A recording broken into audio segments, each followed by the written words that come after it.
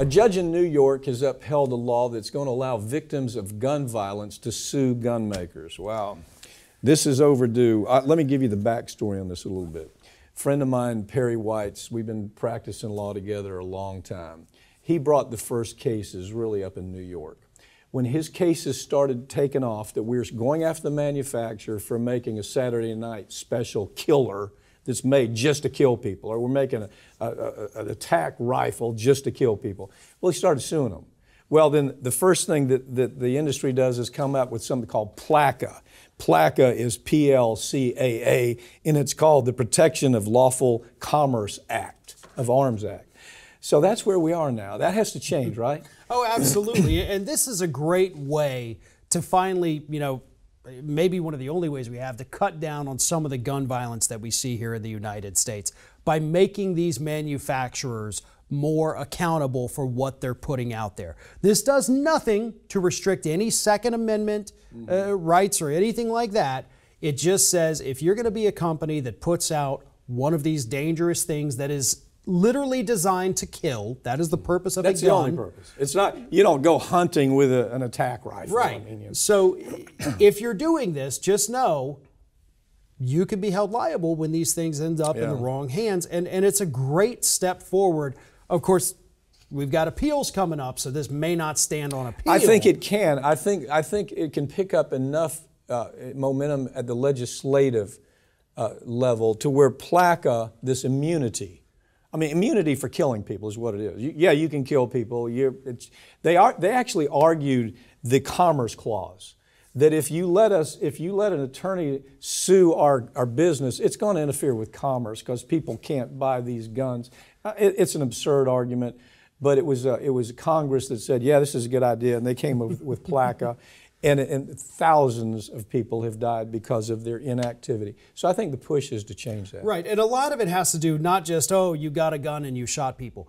It's the marketing of these materials. You're not a man unless you've got your AR-15 in hand. Right. You're weak, you're pathetic. And these really are some of the ads that they've been running. Exactly. It's like the Marlboro Man with cigarettes. Exactly. Yeah. So that's actually one of the tactics they're kind of using. We use this to go after tobacco. Let's do it over here. The marketing is where they get it, because unless it's a defective gun, it'd be hard to say liability. But if you're duping these people, if you're almost brainwashing them into thinking this is how they have to live their lives, then you've got a real argument. Yeah, you better buy an attack rifle. Right? The Supreme Court might be stripping American citizens of their Miranda rights, and that could be a disaster. Mike, when I saw this, I just got to thinking, the Miranda, of course, is, trying to think, 1966. The Supreme Court said they're just things that you ought to tell somebody you've taken into custody and arrested before you interrogate them because of the terrible coercion that existed before then. Pick it up. Right to remain silent, right to an attorney. If you don't have the money for an attorney, we'll provide one for you. These are things that it's there for a reason, is because, again, the average American doesn't really know, doesn't understand the legal system, and you get down to it, it's the coercion. And you do see that the way the police state in America is set up. It is based on, oh, just tell me this. I can't tell you how many times I've seen instances like this. Oh, if you just tell me, the officers just want you to confess, want you to give them the information that helps them get the conviction, helps them get the arrest, and say, oh, well, everything will be okay. And that's not the case. Well, a history flashback is that it got much worse than that. It got to where it was, some situations looked like Guantanamo to get these confessions. And so all of a sudden, 1966, the Supreme Court says we have to stop that. And we at least, if we have these constitutional rights, then at the very least, we have the responsibility to tell people about. The case to watch is Vega v. Taco, right? That's right. And it's an interesting case, Pat, because the person who's raised the issue is actually the officer. Right. He said, I didn't violate this person's right because the Miranda warnings, that's been the law for 50 years, that's actually not the law. That's not a requirement. That's not part of the constitutional provisions here that I have to comply with. So the officer's the one bringing it up and saying this isn't actually your right. Well, it's part of that federalist argument versus states' rights argument, and that's where this is going.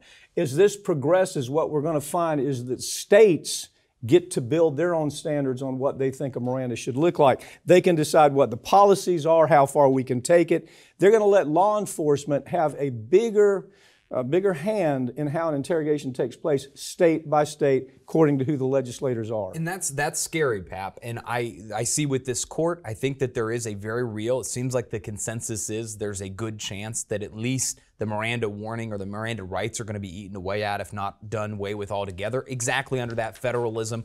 Oh, let's give it to the states. And that might be good in certain states. There might be some states where that's okay, but I see a lot of potential for substantial harm in many, many states. We're going to look at it and say, hey, we've got to support the police. The police need to have unlimited rights. This idea behind it, I'm like, no, there's constitutional protections for a reason. Yeah, Miranda in 1966 was, of course, it's still criticized as it being the court going where they shouldn't go because the Constitution doesn't provide for it. Miranda is right on point with the Constitution.